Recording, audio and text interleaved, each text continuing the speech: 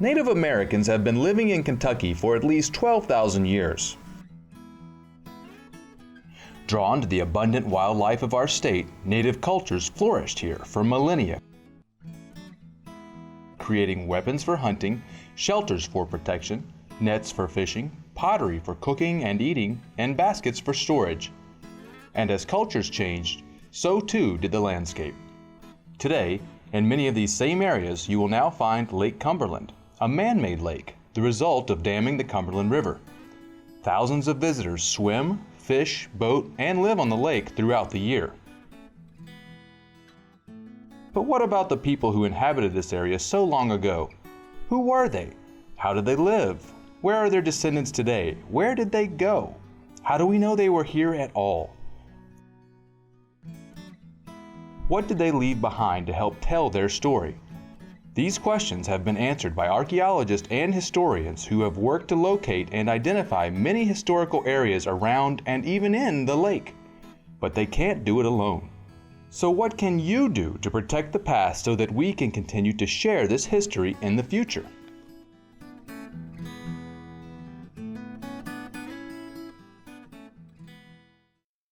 Each year for the past 30 years, elementary students in Kentucky have been able to attend Living Archaeology Weekend. The two-day event brings the past to life with demonstrations of Native American technologies including food, farming, homes, weapons, and tools, providing the students with a hands-on educational experience. Students at Lexington's Glendover Elementary are currently studying Native American history in Kentucky. These students were lucky enough to attend Living Archaeology Weekend. They were able to learn from artifacts found by archaeologists. An archaeologist is someone who studies artifacts from the past. They find things that you could have dropped. When people leave stuff behind, they'll find it and they'll study it. They are the people who study the artifacts and try to tell how old they are, tell what they are, what they were used for. What is an artifact? A handmade object, a tool, or piece of one, as a sherd of pottery from a past culture and often studied by archaeologists. The evidence that archaeologists use to piece together this story of the ancient American Indian past consists principally of durable, hard things, stone tools, spear points, scrapers, knives. Also, when people develop pottery, pottery survives quite well. Usually broken, often just a sherd here and there, but sometimes in garbage pits we can find pieces that we can put almost a whole pot together again. In those pits we can also find burned seeds that tell us what the people were eating, in some cases what they were growing in their gardens. That's how we know people were farmers. What is an archaeological site? An archaeological site is a place where evidence of past human activity is preserved. These sites teach us about maybe how they utilized a local resource. How did we survive day to day without electricity, without running water, without penicillin? We can learn about their past, what they use for medicine, what they use for clothing, what they use for hunting. And maybe when we learn about their history, we can learn something from that. It is important for us to preserve and protect our artifacts so that for the future generations can know what it was like a long time ago. Cherokee people are really curious. They want to know, what did they eat a long time ago? Are there things that we've forgotten that you might be able to tell us? And I can piece together a lot of stuff, and I find really cool information. They were cooking bear meat this way, and this is how they're making their pots. So the potters ask me, how are they making their pots? How can I make mine the old way, the way their ancestors made them? So we trade information like that. They help me identify what I'm looking at when I don't know, and I help them when they have questions about the archaeology part of it. Other than what we have been able to find in these special historic sites, much of the history we learn from Native Americans comes from spoken word stories passed on over generations, including creation stories about where people come from. In one of our creation stories, this was all water, and the water spider built this land up and it was mud. And the animals are like, we live here on this little island surrounded by mud. How do we live on mud? So the buzzard says, I think I can help. So he takes off with his great big wingspan, starts flying around in circles, and he's trying to figure out how to help. So he starts flying closer to the ground. And he's just working away, drying the earth, drying this mud. Well, every now and then he makes a mistake and wing dips low. He cut a little groove in the mud. Well, that's how these rivers got created. And maybe he made a little ripple. So you get these little rolling hills out here. But that's how he made this. That's how these mountains and rivers was created from the buzzard and the lakes. Shawnee people say that we are all descended from one woman that we call our grandmother. This original woman was at the shore of, a huge lake. In English, we call it the underwater panther or the horned panther. That panther at one time basically came up out of the water and grabbed that woman, our grandmother, and took her under the water. And she was gone for a while, and then basically the water receded, and there was that woman standing there holding on to the tail of that underwater panther. And they, the elders say that that is our grandmother, and all of the Shawnee people are descended from that woman, that one woman. And so that's why she is so important to us, and we give thanks and honor her and acknowledge her in our prayers, in our ceremonies. The first known people to appear in Kentucky within the archaeological record are the Paleo-Indian peoples. Many archaeologists think that Paleo-Indian people came to North America from Northeast Asia by crossing the Bering Land Bridge and following the coastline.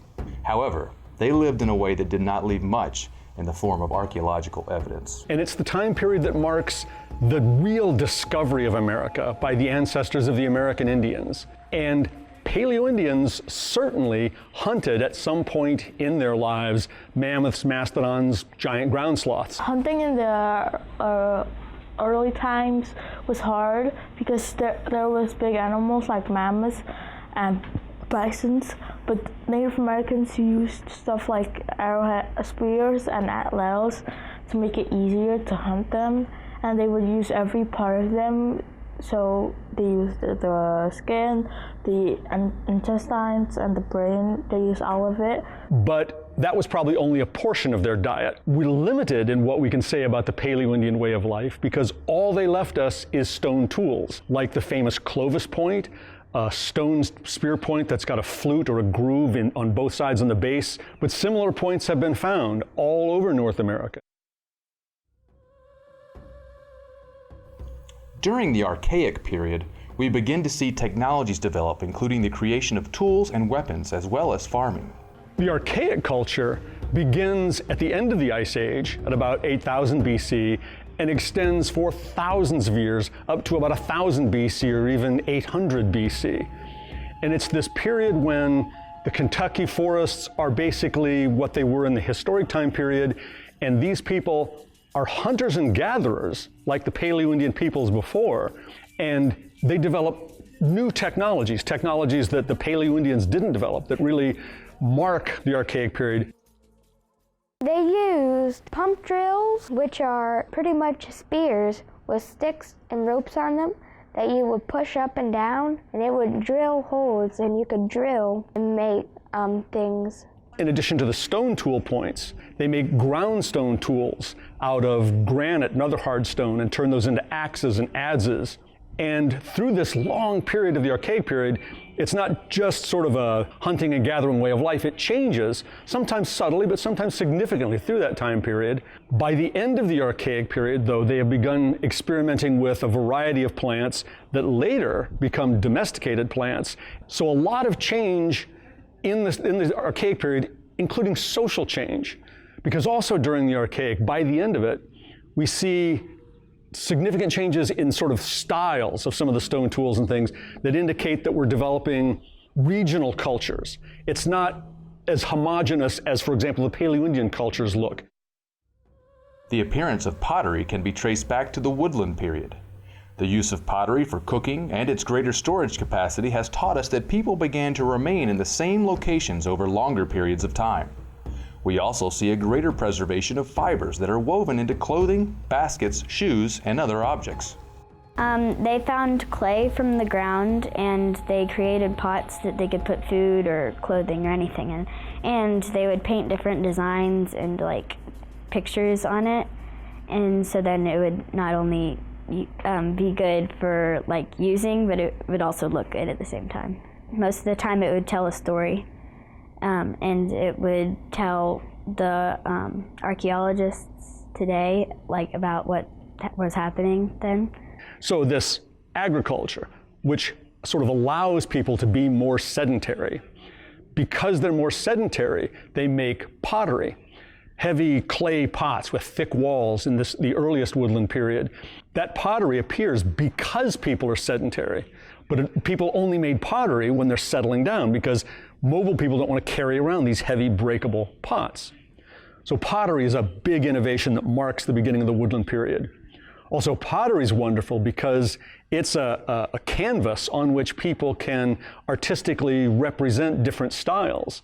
So those different regional cultures we saw subtly expressed in stone tools in the Archaic, now we see them sort of more extravagantly expressed, or as it goes on at least, as they can put designs on pottery that are very different from one region to another.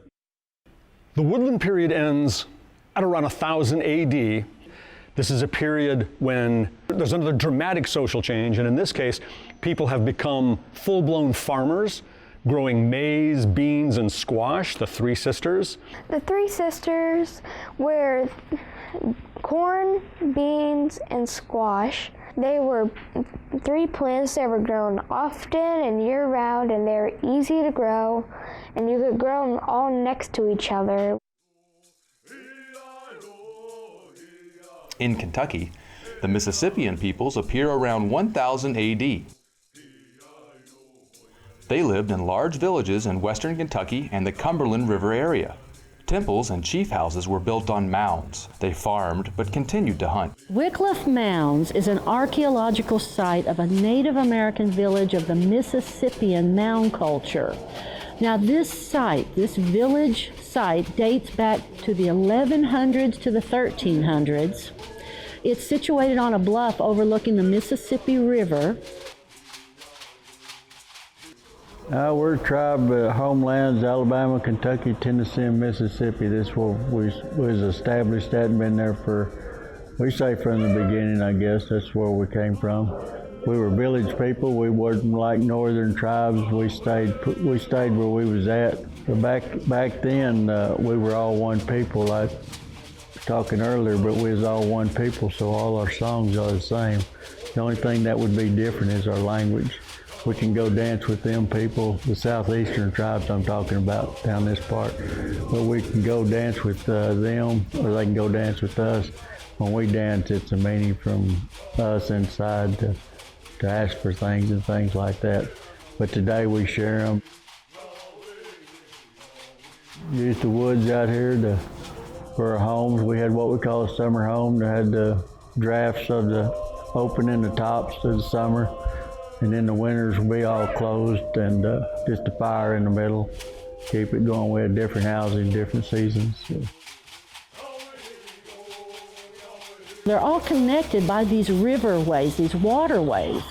And we have like the Cumberland River, the Tennessee River, the Mississippi River, the Ohio River. And these riverways were ways for these native people to travel for trade goods, hunting, connecting village to village over time. The Fort Ancient people also lived around 1000 AD along the Ohio River and in central and eastern Kentucky. They farmed and lived in villages, and also continued to hunt. By the Fort Ancient culture, population has risen, villages have gotten much larger. There's some evidence of competition between villages, conflict. The Fort Ancient culture uses the bow and arrow, hunting bear and beaver and wild turkey, but also it's used in conflict because sometimes we'll find those arrowheads in a deer skeleton, but we'll also find them sometimes in people. The Fort Ancient period ends at about 1550, 1600, really the dawn of the historic era. And it's almost like a black hole in terms of our knowledge because of the devastating impact of European Americans arriving on the continent and bringing with them not just muskets that allowed them to fight with warfare, but also diseases that American Indians had never been exposed to before. We have 8 states that are ancestral homelands.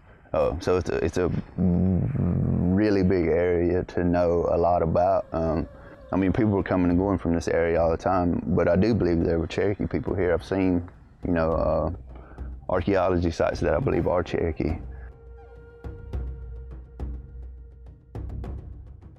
For the Shawnee people, we did have villages in Kentucky while we were hunting for animals like, deer, bear, turkey, buffalo down in the area.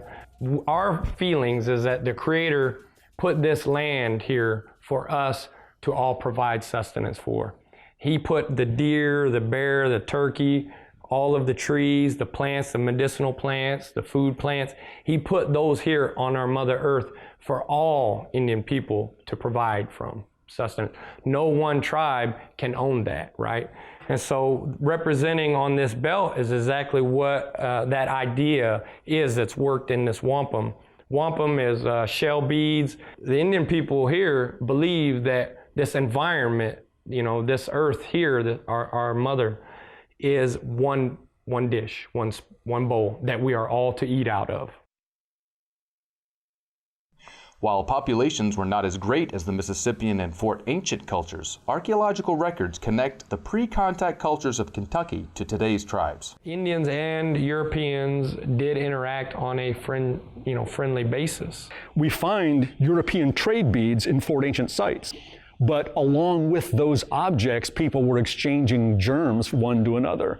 So those diseases came into the Ohio Valley before the first Europeans came here, more than decimating the populations that were here. Although Native American populations declined during this time frame, we still have their oral histories that have been passed down through the generations, as well as archaeological sites to add information about the past.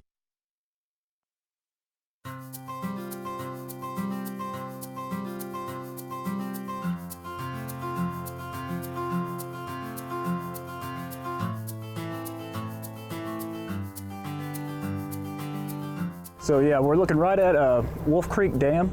The main purpose of our lake is, flood water storage on the Cumberland River, and also hydroelectric power, which is created just on the downstream side of the dam.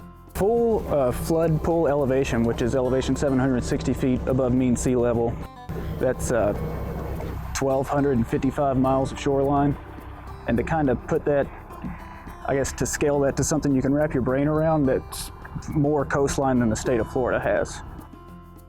As the dam has aged and the water pressure behind it has been constant, we've had water seeping below the dam, the foundation. And so to correct that, we essentially built a new dam internally in it. It's called a barrier wall. So to relieve pressure on the dam for safety, the lake was drawn down to about 10 feet below what it normally is in the wintertime, and through that exposure, it exposed over 1,300 miles of shoreline that we normally don't see. And in that 1,300 miles of shoreline, there were sites that we haven't had a look at since 1946. So that gave us an opportunity to do some inventories of archaeological sites in certain areas of the lake. So when we do these inventories, it helps us to learn settlement patterns and how people were using the land through different periods at different times, and what parts of the land that they were using. Prior to European contact, archaeology is a major source of data. We have oral histories from Native Americans, but the archaeology provides us data that we can pose questions, ask questions of it, study it, and use it to answer those questions.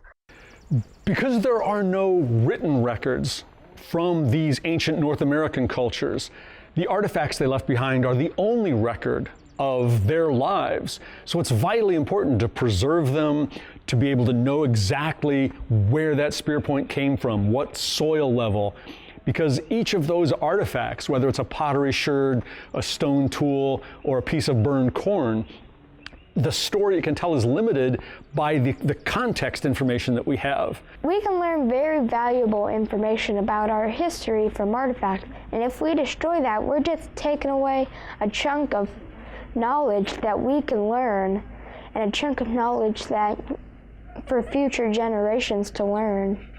Artifacts can break easily, and if you're walking on artifacts, they will crack, and it's hard to study them when they're cracked in bits and pieces. Then like an archaeologist couldn't go and see how old it is, see what it is. It could be something entirely new that they knew nothing about, but now they know it could.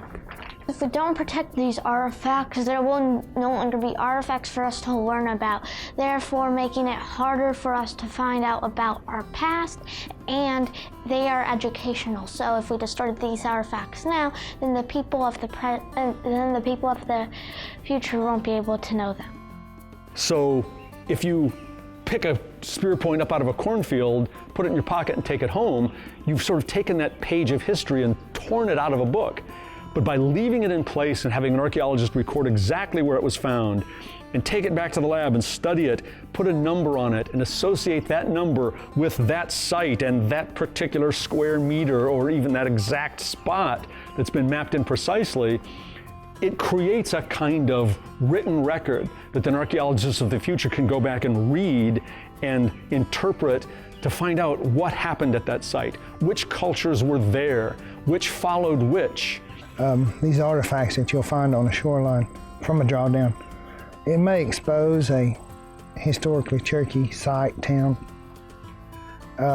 These artifacts was left behind by our ancestors, and we as a people don't feel they belong personally to us. They belong to whom they belong to. And it's very disrespectful to pick up artifacts. Even though we're not physically here, we are still spiritually connected to these places as a people. The U.S. Army Corps of Engineers protects cultural resources as a matter of public stewardship. These archaeological sites and historic sites are public resources. They're owned and managed for all, because once they're destroyed, it's destroyed. Archaeological sites do not reproduce. Once that information is gone, it's gone, and it's gone forever. People might happen upon an archaeological site and they might not even know what they're looking at first, but that's probably where we're at the largest risk for exploitation. Come around, maybe you see something exposed on the soil and they don't know what they're looking at, but if we can get around and engage visitors, we can help them understand what we have here, what they're looking at, why it's beneficial to leave it. If they want to experience it, look at it, take a picture of it, leave it there. Leave it for the next person, leave it for the next generation. I think that's the best tool we have. The main thing we can do is we can educate people. We can let them know why, it is illegal, but more importantly than that, why it's illegal. Why we want to have these resources here, why we need to protect them. It's not that we want to or we should. And we try to articulate that in a way to visitors that, they'll leave here with a newfound appreciation for what we have here and, hopefully be invested in protecting it. If they want to take some memories of it, take a picture of it. And then you can also take that information and report it to your park ranger. And that information can go into our database and we have a more complete understanding of what happened here. We really don't believe in ownership. No one person owns this land. The Creator put it here for all of us. Really, in old school, traditional Shawnee and other Native American cultures, you think about yourself last. You think about your community and everyone else first, and yourself last. History is one thing in a book, But when you have a site that shows archaeological evidence of this stuff in books, and you can physically and see it and walk at it and see the artifacts that came from there, and we have protected that, not just artifacts, but graves that may have been there, When we can see that, then we really can understand the history and, not just what's written in a book. It's tangible. We can physically see it, we can touch it, and that's powerful. In the Cherokee language, we have no word for goodbye, because it's never goodbye.